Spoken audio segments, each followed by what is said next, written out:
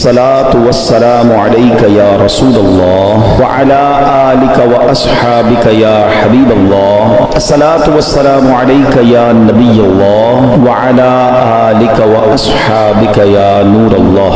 بات پڑھنے کے بے شمار فضائل و برکات ہیں. آج کل دور بڑا کلیمٹیز کا، پرابلمز کا، ڈیفیکلٹیز کا ہے. بیماریاں الگ چل رہی ہیں، وائرس الگ چل رہے ہیں، پرابلمز الگ چل رہے ہیں.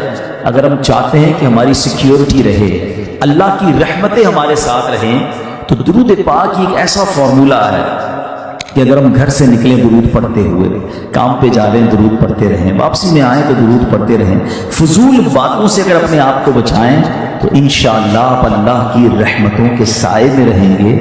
اللہ کی رحمت نازل ہوتی رہے گی تو پرابلمز بھی دور ہو جائیں گی.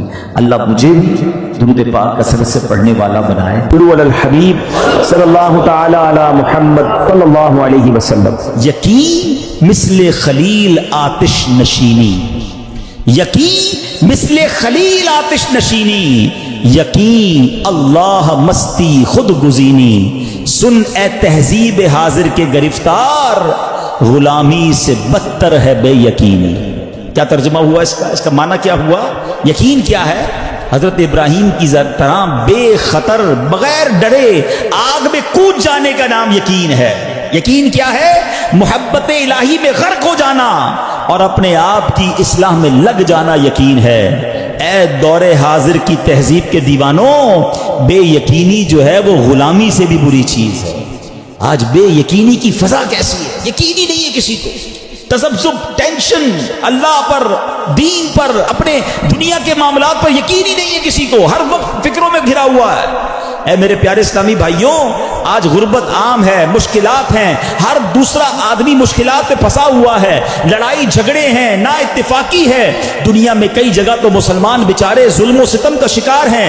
اللہ پاک ان کی غیب سے مدد فرمائے. الحمدللہ مسلمانوں نے تاریخ میں شاندار کارنامے سر انجام دیے ہیں. اللہ کریم نے مسلمانوں کو بڑی شان و شوکت سے نوازا ہے، مگر اب حالات کسی اور طرح کے چل رہے ہیں. کبھی غور کیا اس کی وجہ کیا ہے؟ اس پر تجزیہ کیا جائے تو ایک بڑی وجہ سامنے یہ آتی ہے کہ مسلمانوں میں بے یقینی بڑھا دی گئی ہے. پیارے آقا مکی مدنی مصطفیٰ صلی اللہ تعالی علیہ وسلم کا ذرا فرمان سنیے. مشہور صحابی حضرت ابو ہریرہ رضی اللہ تعالیٰ عنہ حدیث کے راوی ہیں. رسول ذیشان مکی مدنی سلطان صلی اللہ تعالی علیہ وسلم نے فرمایا، ما اخاف علی امتی الا ضعف الیقین. آقا فرماتے مجھے اپنی امت پر خوف نہیں ہے مگر یقین کی کمزوری کا، یعنی اور کوئی خوف نہیں ہے.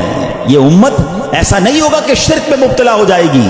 فرمایا میری امت اللہ پاک کا انکار نہیں کرے گی، ہاں میری امت کو جو بڑا مسئلہ درپیش ہوگا ان کا یقین کمزور ہو جائے گا، ان کا بھروسہ کمزور ہو جائے گا. ایک اور حدیث پاک سنیے. آقا فرماتے ہیں، نجا اول هذه الامه بالیقین والزہد.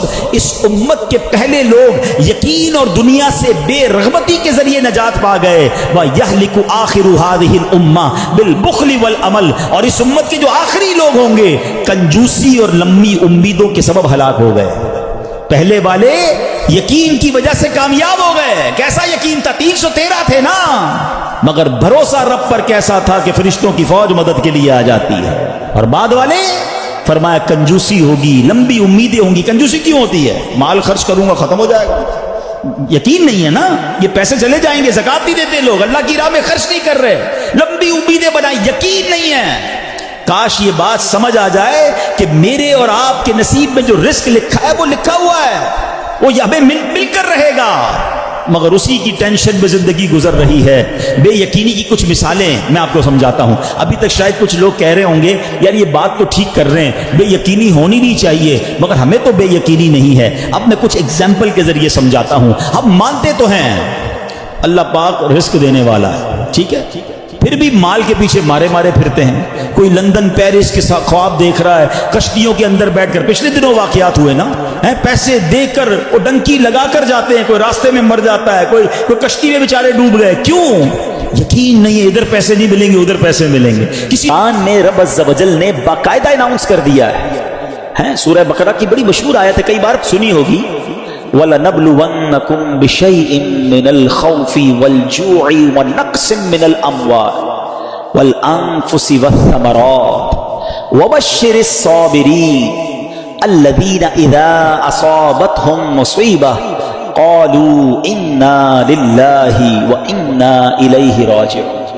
اچھا اسی آیت سے پہلے جو آیت جہاں سے سٹارٹ ہوا، یہ ٹاپک سٹارٹ ہوا تو کیا فرمایا؟ یا ایھا الذین آمنوا استعینوا بالصبر والصلاۃ ان اللہ مع الصابرین. پہلے سے قرآن گویا آپ کا مائنڈ سیٹ کر رہا ہے کہ دیکھو اللہ صبر کرنے والوں کے ساتھ ہے. اے ایمان والو مدد طلب کرو نماز سے اور صبر سے. اور پھر کہا اللہ صبر والوں کے ساتھ ہے. پھر آگے ٹاپک شروع ہوتا ہے کہ ہم ان قریب تمہیں آزمائیں گے. وَلَنَبْلُوَنَّكُمْ کن چیزوں سے؟ اچھا لسٹ بھی دے دی قرآن نے. تمہیں بھوک سے آزمائیں گے، غربت آ جائے گی، تمہارے پھل کم ہو جائیں گے، تمہارا مال کم ہو سکتا ہے، تمہیں خوف بھی ہو سکتا ہے دشمن کا، ڈیفیکلٹیز آ سکتی ہیں لائف میں. لیکن پھر آگے کیا کہا؟ وَبَشِّرِ الصَّابِرِينَ خوشخبری ہے صبر والوں کے لیے. جب ان پر مشکل آتی ہے تو کہتے ہیں ہم اللہ ہی کا مال ہیں اور اللہ ہی کی طرف لوٹائے جائیں گے. تو اس کا مطلب یہ ہوا کہ ایسا نہیں ہوگا کہ زندگی میں کبھی مجھ پر اور آپ پر کوئی پرابلم نہیں آئے گی. آ چکی، آگے بھی آئیں گی. لیکن قرآن کہتا ہے خوشخبری ہے صبر والوں کے لیے کہ جب پرابلم آتی ہے تو پریپیئر ہوتے ہیں، اللہ کا شکر ادا کرتے ہیں، صبر کرتے ہیں. آپ اگر مہنگائی کے ٹینشن سے، روزگار کے ٹینشن سے، دنیا کی پرابلم سے نکلنا چاہتے ہیں نا، یہ فارمولا ہے جو ہمیں قرآن سے ملا ہے. جس دن آپ اس وظیفے کو اپنا لو گے نا اور اپنی مشکل، اپنی پریشانی، اپنی تکلیف میں جب یہ پڑھو گے کہ وَأُفَوِّضُ أَمْرِي إِلَى اللَّهِ ان اللہ بصیر بالعباد، میں اپنے کام اپنے رب کو سونپتا ہوں، بے شک اللہ بندوں کو دیکھ رہا ہے. آج ہم کیا کرتے ہیں؟ ہمارا کوئی کام اٹک جائے، ہم کسی منسٹر کو فائل دے کر آتے ہیں اور منسٹر صاحب سائن کر دیں تو تسلی ہو جاتی ہے میری فائل پہنچ گئی ہے. ارے میں نے تو فلاں وزیر کو دے دی ہے، فلاں جناب حاکم کو دے دی ہے. ارے تم دنیا والے کو فائل دے کے سمجھتے ہو تمہارا کام ہو جائے گا. اپنی ساری زندگی کی فائل رب کی بارگاہ میں جمع کرا دو نا.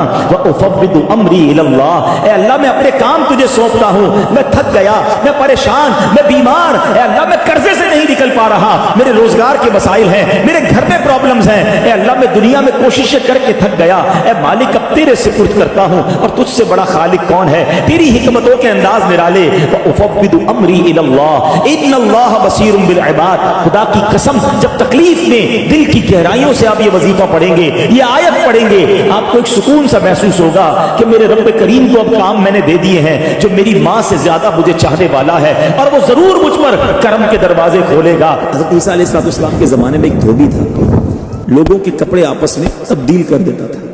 تو لوگوں نے حضرت عیسیٰ علیہ السلام کو اس کے بارے میں بتایا کہ حضور یہ بندہ بڑا گڑبڑ بندہ ہے، سب کے کپڑے ملا دیتا ہے، تو آپ جو ہے اس بندے کے لیے کچھ کیجئے. آپ نے اللہ کی بارگاہ میں اس کی ہلاکت کی دعا کر دی. دھوبی اپنے معمول سے گھر سے نکلا، اس کے پاس 3 روٹیاں تھیں. ایک سائل آیا تو اس نے ایک روٹی اسے دے دی. سائل نے دعا دی اللہ تعالیٰ تجھ سے آفات سماویہ یعنی آسمانی آفتیں سے تجھے بچا لے. دھوبی نے اس دعا سے بڑا متاثر ہوا، ایک اور روٹی دے دی. اس پر اس سائل نے دعا کی کہ اللہ تعالیٰ تجھے جملہ آفتوں سے محفوظ رکھے. اس نے تیسری روٹی بھی دے دی. اس سائل نے دعا کی اللہ تعالیٰ تجھے توبہ کی بھی توفیق عطا فرمائے. اب ایک